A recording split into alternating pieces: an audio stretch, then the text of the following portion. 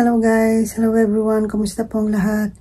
Ito ang daming damit na ang daming damit na tupiin. So, ito maaga pa.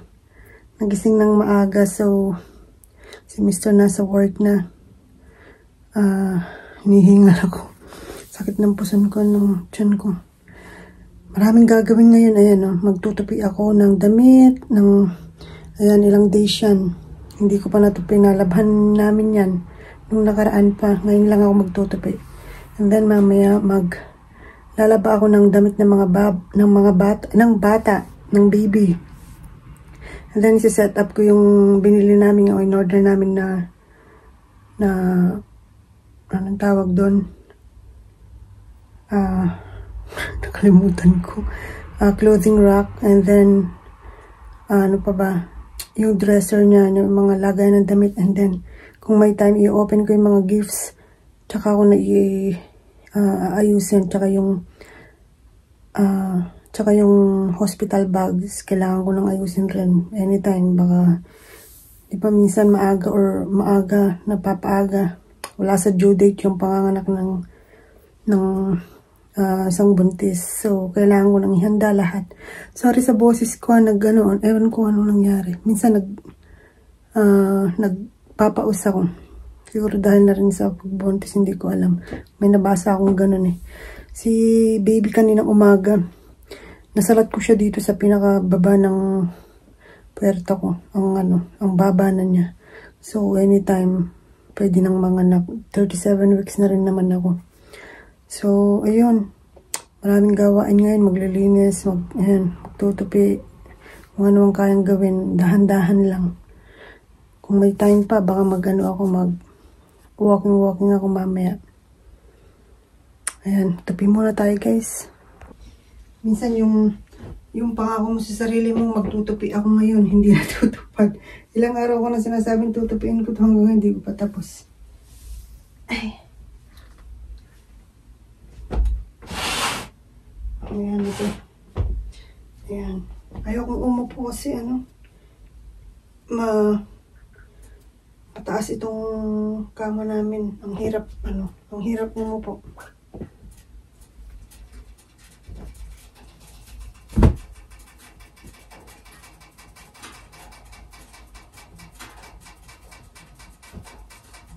Excited ako labhan yung mga damit ni baby.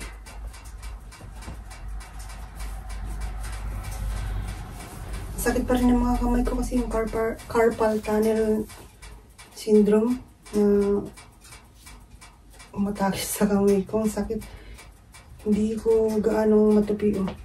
Hanggang ganyan lang. Ayan, pagka pinilit ko masakit, makirot. Nagsuswollen kasi yung kamay ko. Hindi naman sobra pero hindi ko na matanggal yung singsing ko. Hindi ko alam paano ko tatanggalin. Sabi nung OBGYN ko, delikado daw yun, kaya kailangan matanggal ito. Paano yun? Hindi ako kakain. Para pumayat ulit ako. 44 pounds, so nasa 20 kilos na yung nadagdag sa akin. Yan. Malaki na lang tinaba ko, diba? From 99 pounds to 143 pounds. Nasarang tumaas. Ayan. Grabe. Ayan si baby. Ayan. Laki na niya, diba? Kanina naramdaman ko siya rito pag gising mo ng umaga. Hinawakan ko yung dito ko. Nandito siya. Hindi ko alam kung ulo yun pa o ano. Pero alam ko ulo. Kasi bilog Guys, I just wanna share yung mga binigay ng pamangkin ko from New York. Yung mga pasalubong niya nung baby shower ko. So, ito, inaayos ko sila. Ito, pakita ko sa inyo yung mga pasalubong nila from New York sa akin. Thank you so much, Eunice and Israel Von. Sobrang na-appreciate ko. Ang dami kong anong tawag dito? Ang dami kong Pinoy foods dito na stocks. So, ayun. Meron din akong mga stocks dito na binigay ni Ate Erlyn. Ipakita ko na sa inyo. Dalawang box yata yun. Ayun. From a friend also. binigyan ako ng mga Pinoy foods also. Ayan, thank you so much, Ate Arlene. And Sis Beth, ayan, may pasalubong din siya sa akin from Philippines nung nagbakasyon siya. Ayun, may mga beer brands, ganun. Sobrang thankful ko and grateful. Super blessed. Thank you so much everyone sa lahat ng mga nagbigay sa akin ng mga Pinoy foods. I love you all and God bless you all more every day. Mwah. So, ayan guys. So, yung mga pasalubong niyo for me. Thank you so much, Eunice. And I really appreciate it. And yung mga kinikrave ko actually. Ito, ang daming dahon no, na frozen. Kasi mahirap maghanap dito ng mga fresh. Malunggay. Ano ba ito? Malunggay, saluyot. Hindi ko alam kung anong dahon ng saluyot. Yes, yung iba. Tapos, malunggay, mapabalik. Ayan. Tapos, may iswa, munggo, ayan, kutsinta, turon, mga sardines, ayan. Gusto kong hinahalo ito sa mga, sa mga gulay, ayan. And then, ayan, sardines also. Ayan, tuka. Mauutal ka sa talap. Tuka. Akala ko dati nagbibiro siya dito sa tuka. Mauutal ka sa talap. Yung pala, totoo. Coco Martin, ikaw ba yan? Ikaw ba may ari niyan? Ayan, Mang Tomas, ketchup. Ang tawag dito. Ginisang alamang, bibingka, puto. Ayan, kutsinta, turon. Oh my gosh, ang dami. Thank you so much, Eunice. Eto na guys, lalabhan ko na yung mga gagamitin ni baby sa hospital. So, lahat ko muna yung mga talagang gagamitin niya pagkapanganak sa kanya. So, ito, lalabhan ko na ito. Ito mga gagamitin niya ito paglabas niya. And then ito, kahit hindi muna, baka bukas ko nalabhan or no time. Ayun guys, bandawan muna natin bandawan ko muna yung paglalabhan ko ng mga damit ng baby. So, malinis naman siya. Pero alam naman natin gano'n ka-sensitive yung mga skin ng baby. So, gusto ko lahat malinis. So, bandawan ko muna. Okay, ginagamit ko naman lagi dito. Hindi natin alam yung mga alikabok, diba? Minsan ang sakit ng likod ko, ang sakit ng susan ko, buong san ko. Lalo na pag gumigising ako ng madaling araw, halos hindi ako makalakad. Sobra. Ang sakit. Minsan uupo na lang ako dito. Pero ang ginagawa ko, hindi ka babalik sa higaan, kumakain na lang ako. Kasi nagugutom ako that time. So, ito yung gagamitin ko for baby. Ayan. For baby's clothes. All. For baby. Ayan. Pediatrician tested naman siya. Hypoallergenic and free of dyes. Remove 99% of top everyday and seasonal allergens. Ayan.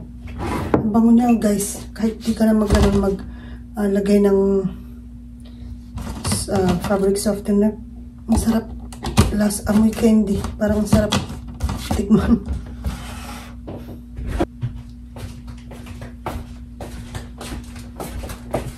So guys, ito muna yung mga lalabhan ko. Hindi pa kasama. Marami pa doon. Yung mga alam kong una niya magagamit. Pero, tatry ko bukas kung malalabhan ko lahat. Ito siguro ang gagamitin niya paglabas ng newborn. Gagamitin, oh my god, ang cute. Paglabas na yan. Ayan. Ang cute.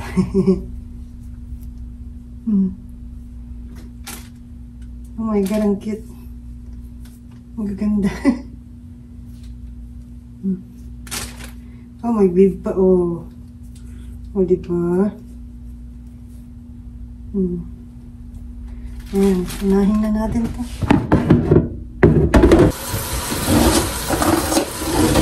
Wala, hikit talaga. Hikit ang mga damit, oh. Nangahin natin bansi. Dito ko inay. Gaganda ng mga bansi.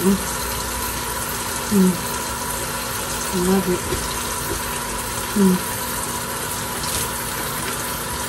Ito binili namin ni Mr. sa sa Target yata. Okay, hindi ko na matandaan. Gusto niya ito. Ang newborn din siya.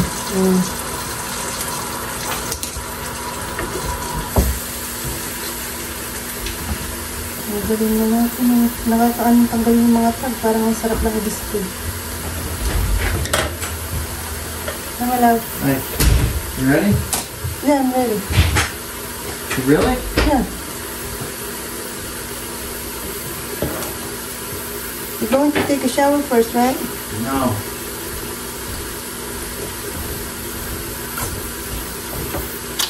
I can do all that, honey. At the laundromat.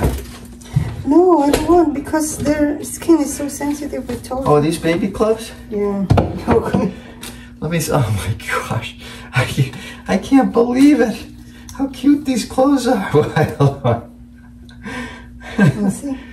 Oh Look my. at this. Jeff gave us. Jeff did? This the one homecoming clothes for baby. What's it say? Yeah, this. What's that word say? Bambino. Bambino?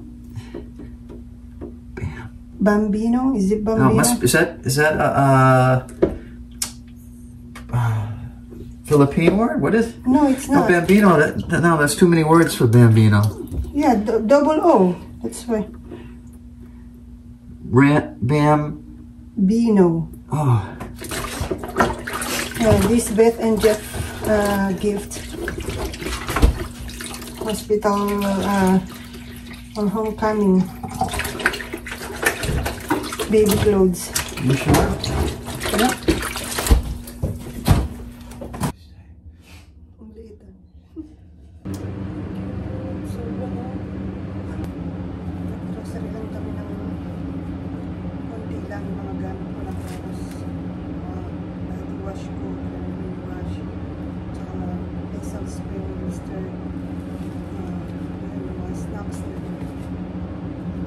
Vitamins ko ngayon. Niluluto naman ako ng pagkain yan. Steak. Tapos lagyan ko doon ng konting baboy. Beef and pork. So, yan.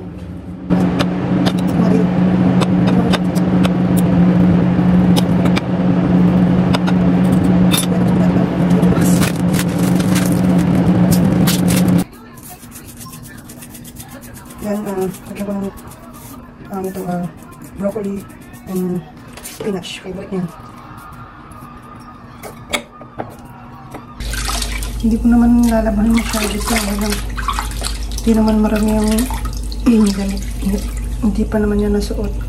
So, konting lang. Konting kusot-kusot lang. Okay, guys. Ang cute nila. Habang nagluluto, ay nagluluto. Sarap talaga ng mga daliri ko. Sabi ni Mr. siya na daw magluto, pero sabi ko ako na kaya ko naman. Kasi nakita niya naglalaba ako.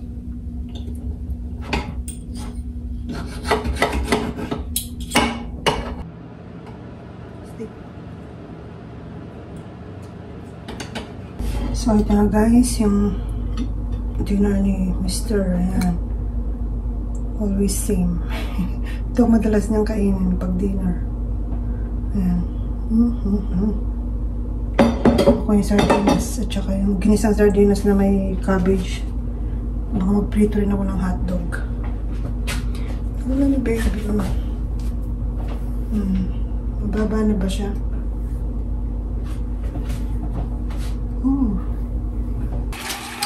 Ayan guys, patapos na. Ang sabon na ito. Then, banlaw na. Sakit ng pusong ko siya. Ayun na, medyo umagay na siya ngayon.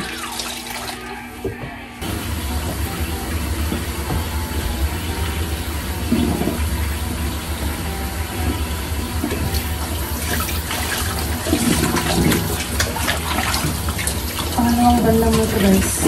Medyo ano ito, na. So last na lang din. Nantak na ako.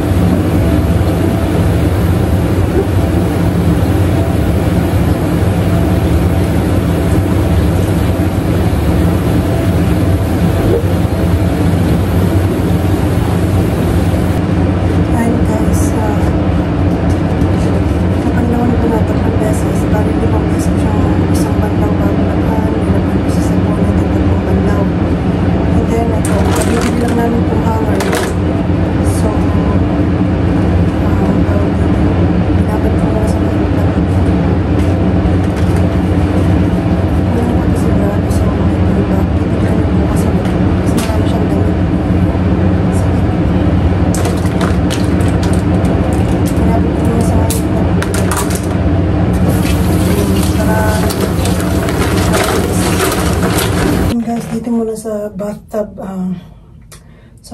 muna siya isasabit dito sa ano, bango.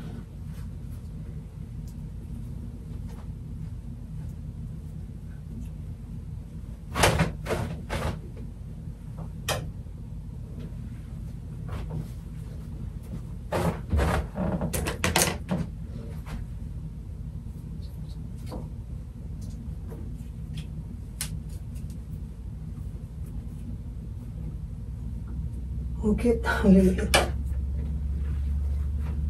Ito pang Christmas.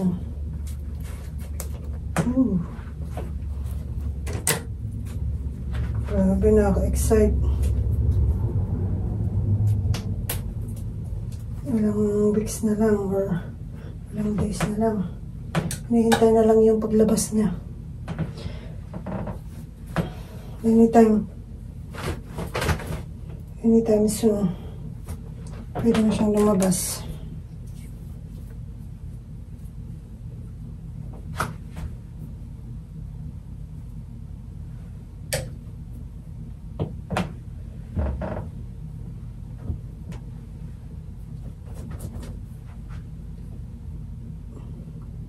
Ang cute na mga onesie, oh.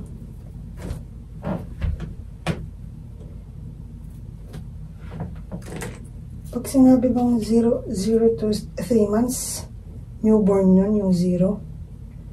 Or malaki pa sa newborn to.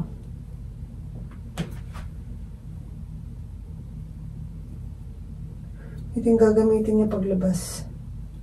Paglabas ng hospital. Or maybe paglabas niya siguro, pag 2 days or whatever.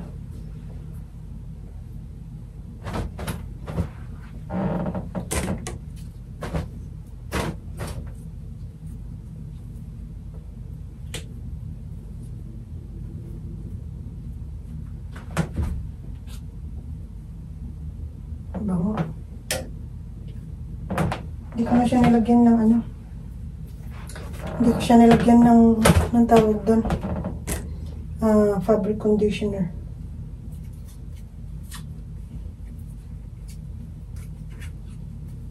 Pero sana lang wag lang bumaho.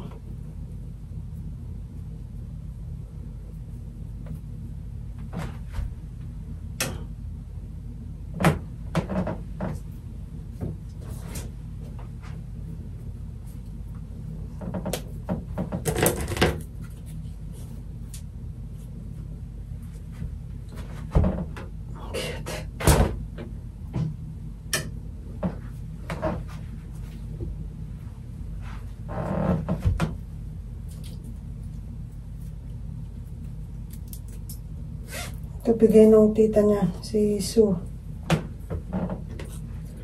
Tagal na before ang tawag doon, before baby shower. Dinalaw niya ako dito, binigay niya ito. Dami niya binigay, 4 or 5 yatang damit. Cute.